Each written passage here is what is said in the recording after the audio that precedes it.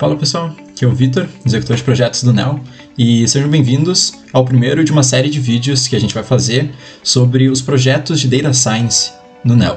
Então, o nosso objetivo aqui é apresentar um pouco para vocês sobre como são feitos os projetos de ciência de dados dentro do Neo. Então, Data Science é uma área que tem crescido muito ultimamente e basicamente ela consiste no uso de dados, na extração e na utilização de dados para desenvolvimento, para criação de conhecimento, de informação, para reconhecimento de padrões que visem uma melhor tomada de decisão de pessoas ou até mesmo de máquinas em uma determinada área. Então a gente tem Data Science sendo utilizados em muitas áreas de negócio, por exemplo, na área financeira, na área de marketing, de vendas, até mesmo RH, e também muito na parte de operações. Então o Neo atua principalmente na parte de engenharia, né? Então o uso de Data Science para resolver problemas de engenharia. Por exemplo, um escopo que a gente vem executando muito nos últimos tempos é projetos de Data Science aplicados à resolução de problemas de detecção de falhas em equipamentos, então reconhecer padrões em algumas variáveis físicas dos equipamentos que permitam que a gente consiga identificar falhas ou a futura ocorrência de falhas nesses equipamentos. E por isso é uma área que tem uma demanda muito grande da indústria e um interesse cada vez maior dos alunos de engenharia por essa área, a gente decidiu mostrar um pouco melhor como que a gente executa esse tipo de projeto dentro do Neo, qual é a metodologia que a gente usa, quais são as principais dicas que a gente pode dar para vocês. Então, a ideia vai ser criar uma série de vídeos curtos, então a gente não espera que seja uma capacitação aprofundada e que vocês, depois de ver esses vídeos, consigam executar projetos super complexos de Data Science. A gente não consegue ter o mesmo acompanhamento que a gente consegue dar nos módulos, por exemplo, de capacitação do Neo, em que a gente tem mais tempo e um acompanhamento mais rotineiro para todas as pessoas que fazem os módulos. Mas o nosso objetivo é que isso sirva como um estímulo inicial, ou então um conhecimento primário, assim, para que, caso isso desperte interesse em vocês sigam podendo trabalhar com essa área, estudando cada vez mais, até porque isso é uma coisa que tem muito conhecimento sendo produzido, muito conteúdo, muito curso, muito livro disponível gratuitamente na internet. Então acho que é um passo inicial bacana para quem tem interesse nessa área. Então, primeiramente, vamos falar um pouco de gerenciamento desse tipo de projeto, que metodologia que a gente usa para isso.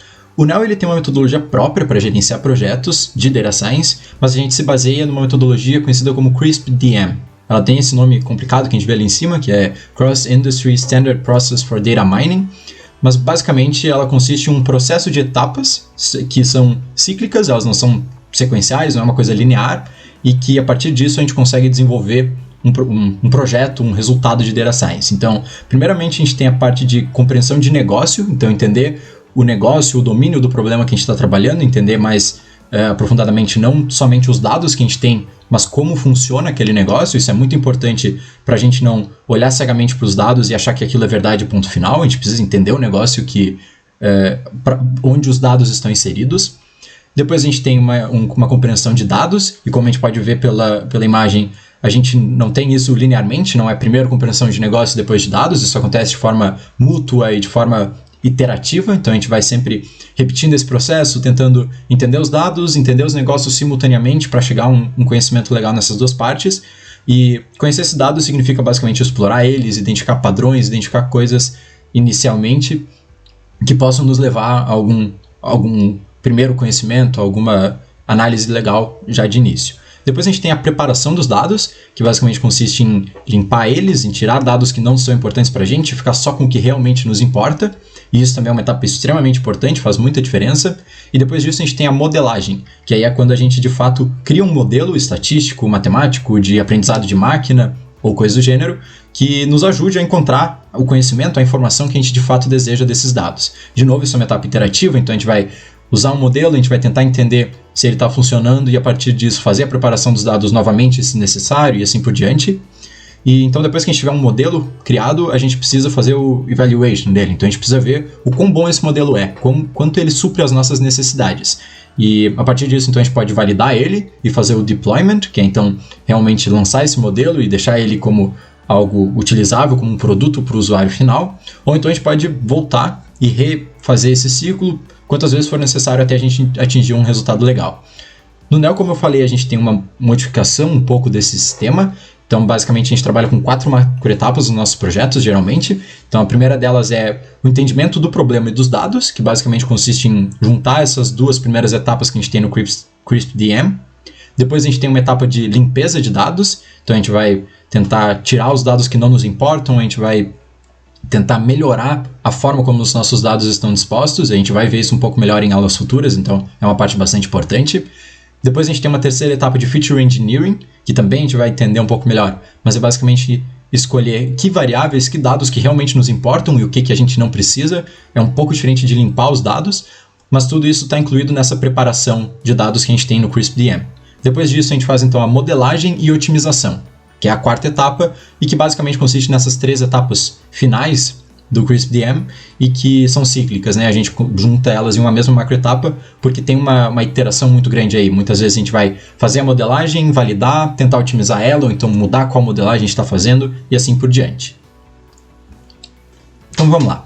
Com o que a gente vai trabalhar nesse problema? O que a gente vai fazer é utilizar um desafio de uma plataforma chamada Kaggle para poder servir de exemplo para essa sequência de vídeos que a gente vai criar e que vai nos trazer um caso real com dados que são reais, né? A gente vai ter um problema mais aplicado e a partir disso a gente vai conseguir entender um pouco melhor como funcionam essas etapas e, como eu falei, a gente vai utilizar o Kaggle para isso. O Kaggle é basicamente uma rede social para cientistas de dados. Então é uma plataforma que tem diversas funcionalidades para compartilhamento de conhecimento entre cientistas de dados. Então a gente tem os datasets, a gente tem códigos que outras pessoas disponibilizam, a gente tem discussões, então como um fórum, cursos próprios, mais algumas outras coisas, mas o que realmente nos importa para agora é esse primeiro aqui, que são as competições. Então, nas competições a gente tem basicamente vários desafios de Data Science, inclusive alguns com prêmios, como a gente pode ver aqui, prêmios bastante altos para os melhores modelos, e esses modelos, essas competições, elas basicamente consistem em um problema que precisa ser resolvido, e dados que podem nos levar a resolver esse problema. Então, tem desafios extremamente simples, que servem realmente para aprendizado, como que a gente vai fazer, e também desafios muito mais complexos, muito mais difíceis, que exigem um conhecimento base muito maior e um trabalho em cima desses dados também bem maior. O que a gente vai utilizar é essa competição do Titanic. Então, aqui, como eu já abri, ela já está aparecendo para mim, mas basta a gente digitar Titanic na barra aqui e a gente consegue encontrar a competição. Basicamente, o objetivo dessa competição é prever qual é o perfil, quais pessoas se salvariam, sobreviveriam ao desastre do Titanic a partir de alguns dados. Então, esse desafio ele contém dados de vários tipos de dados, várias informações sobre as pessoas que estavam no Titanic, e a gente precisa prever se a pessoa ela sobreviveria ou não ao desastre que aconteceu. Então, aqui na página a gente consegue ver algumas informações gerais nessa primeira aba de Overview. Então, a gente pode ver uma descrição do problema, explicando um pouco isso que eu havia comentado. A gente tem um vídeo de uma cientista de dados do Kaggle explicando um pouco sobre o desafio, como começar nesse desafio, que também é bem interessante. Aqui tem alguns dados históricos, algumas informações sobre isso, que é bastante interessante de ser lido também. E aqui a gente tem uma explicação de como funcionam as competições do Kaggle. Então, primeiramente a gente entra na competição, depois a gente trabalha com os dados e faz toda a parte de ciência de dados que a gente precisa fazer. Depois a gente faz uma submission, então a gente coloca o nosso resultado, a gente submete o nosso resultado no Kaggle, e a partir do resultado que a gente tiver, a gente vai entrar no leaderboard, né? Então no ranking de modelos de pessoas que já fizeram esse desafio. E a partir disso a gente pode ir melhorando o nosso modelo, a gente pode entrar nos fóruns de discussão e tutoriais para entender um pouco melhor como que a gente pode melhorar o nosso modelo. Por isso que o Kaggle é uma plataforma tão interessante. A gente pode utilizar os outros usuários, utilizar as informações dos outros usuários para aprender cada vez mais.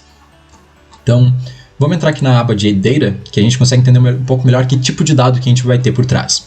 Então, basicamente, esses dados eles são divididos em 2 grupos. Um training set, então uma base de dados para treino, e uma test set, então uma para teste. Quando a gente trabalha com Data Science, é muito comum a gente fazer essa divisão entre dado de treino e dado de teste.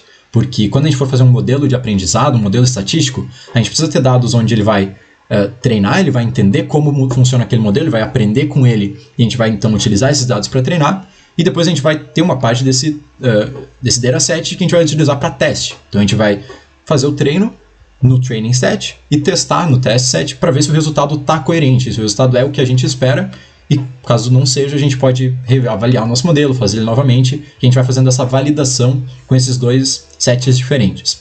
Normalmente no problema real a gente não vai ter essa divisão, então a gente vai ter que fazer ela com algum método, mas aqui, o que não é muito difícil também, normalmente, mas aqui no Kaggle ele já faz essa divisão para a gente.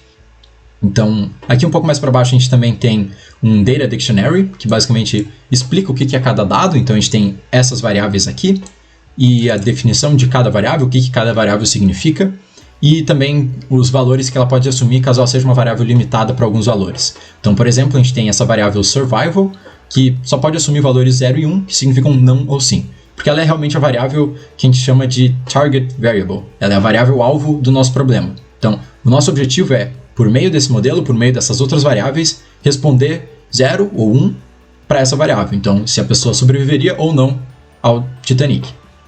E as outras variáveis podem ser, por exemplo, P-Class, então qual era a classe do passageiro, se a pessoa era um passageiro de primeira classe, segunda, terceira, o gênero da pessoa, a idade dessa pessoa, o número de irmãos ou esposas no Titanic, ou esposo ou esposa, né?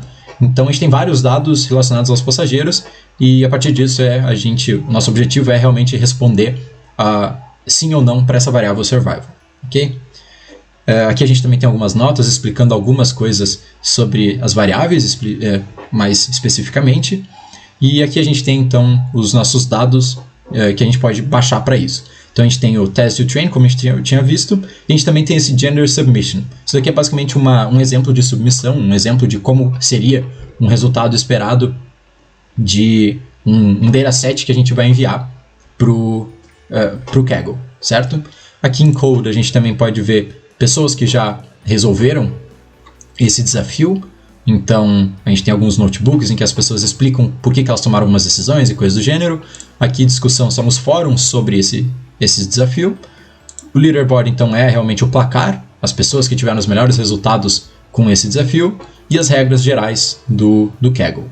Então, o que a gente vai fazer é entrar nessa competição, a gente vai aceitar as regras dela, né? Eu já li aqui, então é bom que vocês leiam elas para entender um pouco melhor como são as regras. E depois disso a gente pode, então, baixar os nossos dados. Então é isso que eu vou fazer agora. Eu vou dar um download all para baixar todos os dados. E agora eu tenho essa pasta Titanic Zip que contém esses 3 datasets. Eu vou jogar para dentro dessa pasta que eu já tinha criado anteriormente, que é para esse desafio, e eu vou extrair aqui. Beleza, agora eu tenho esses 3 arquivos que são arquivos do tipo .csv. Eles são arquivos de valores separados por vírgula. Basicamente o que eles são tabelas em que, ao invés de a gente ter as colunas e linhas, a gente tem os valores separados por vírgulas. Isso acontece para facilitar esse arquivo, a gente não ter que ter uma tabelinha Excel, por exemplo. Isso aqui pode ser um bloco de notas, e a gente pode abrir ele no bloco de notas e ver os valores separados em vírgula. Então, como que a gente vai trabalhar então? O que a gente vai utilizar é o Python. É a linguagem de programação mais utilizada para Data Science atualmente, é a que tem mais recursos e mais facilidade. Então a gente vai assumir que quem está vendo esses vídeos já tem um conhecimento dos fundamentos de Python, básico e médio, então entende um pouco das estruturas de dados, das funções que a gente tem no Python, e a gente vai focar em explicar as bibliotecas, os pacotes do Python específicos para Data Science. Então, a primeira coisa que a gente vai ter que instalar é o pip, que é basicamente um instalador de pacotes do Python. Então a gente vai utilizar ele para instalar todos os recursos que a gente vai ter para Data Science. Depois disso a gente vai instalar o NumPy, que é uma biblioteca basicamente utilizada para funções matemáticas no Python. Depois o Pandas, que basicamente é como a gente vai lidar com os arquivos. A gente vai utilizar esses arquivos .csv com o Pandas, usando os recursos que o Pandas tem à disposição. O Plotly, que é uma ferramenta para análise de dados, para disposição de dados, na verdade. A gente tem gráficos, tem tabelas utilizando o Plotly. A gente pode utilizar outras bibliotecas também, mas o Plotly é a que a gente considera mais ideal para problemas de Data Science, coisas do gênero, então é a que a gente usa dentro do NEL como um padrão. E por fim a gente tem também o scikit-learn, que é uma outra biblioteca do Python, que é utilizada para realmente utilizar modelos de machine learning, então utilizar modelos de aprendizado no Python. E a gente também vai utilizar para criar os nossos códigos o Jupyter Notebook, que basicamente é uma plataforma onde a gente pode fazer um notebook, a gente pode escrever as linhas de Python e combinar elas com linhas de texto, caso a gente queira explicar alguma parte do nosso código. A gente também consegue visualizar logo abaixo do código a saída que ele teve, então é uma forma bem mais facilitada de construir os nossos códigos, as nossas lógicas, todas as análises que a gente vai fazer. Então, depois de instalar o pip, que a gente tem a explicação aqui no site deles, basicamente o que a gente vai fazer é abrir o terminal do Windows, então pode ser o CMD, pode ser o PowerShell, enfim. A gente vai entrar na pasta que a gente quer trabalhar, mas antes disso, na verdade, a gente vai instalar os outros pacotes. Então, depois que a gente tiver o pip, a gente basta digitar pip install e o nome do pacote. A gente tem aqui a explicação disso, então a gente pode entrar no manual para entender um pouco melhor como isso é feito em cada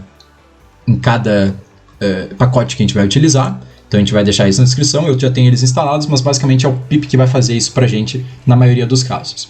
Depois que a gente fizer essa instalação, então, eu vou entrar aqui na nossa pasta de Data Science para a gente fazer o curso, e a gente vai digitar Jupyter Notebook. Depois do Jupyter estar instalado e a gente fizer isso, e a gente der um Enter aqui, ele vai automaticamente abrir no nosso browser uma janela que é do Jupyter Notebook. Então aqui, como a gente pode ver, foi aberto lá na pasta onde eu coloquei. A gente vai vir aqui em New e vai criar um arquivo Python 3, certo? Depois disso, ele vai abrir uma nova janela que é, de fato, o nosso notebook que a gente vai utilizar. Então, como a gente pode ver, é uma plataforma bem simples, basicamente é algo parecido com um editor de texto, só que aqui a gente está digitando em código. Então, eu posso digitar, por exemplo, um print hello world do Python, e ele vai me retornar a saída desse comando que eu fiz. Então, por isso que a gente vai utilizar essa plataforma, pela facilidade de criar plots, de colocar algum dado de uma maneira muito simples para a gente visualizar e assim por diante. Então, a primeira coisa que a gente vai fazer é importar as bibliotecas que a gente vai utilizar. E agora, só para a gente finalizar essa aula, o que eu vou fazer é importar a biblioteca do Pandas e criar um objeto no Python para os nossos arquivos que a gente tem aqui. Então, eu vou criar um arquivo para o train, já que é o arquivo que a gente vai utilizar para treinar o modelo, certo? Então, eu vou pegar esse arquivo e importar ele para o Python. Vou criar um objeto nele dentro do Python. Então, o que eu vou fazer é dar um import no Pandas. A gente normalmente usa PD como uma abreviação para o Pandas. Beleza, ele rodou aqui. Depois disso, eu posso criar um objeto que eu vou chamar de DF, porque o nome do objeto no Pandas é Data Frame, então é uma sigla que a gente costuma usar. Ou então eu posso usar train, para ficar mais claro. Eu vou dizer que é igual a pd.readcsv. Essa aqui é a função que a gente tem no Pandas para isso, então a gente dá um pd ponto para explicar que é dessa biblioteca e a gente lê um arquivo do tipo CSV. E a gente vai passar que a gente quer o arquivo train.csv. Como a gente já está na pasta, né, a gente pode só fazer isso, que ele vai criar um arquivo. Depois disso, se a gente der, por exemplo, um type train, a gente pode ver que a gente criou um arquivo do tipo dataframe aqui do Pandas.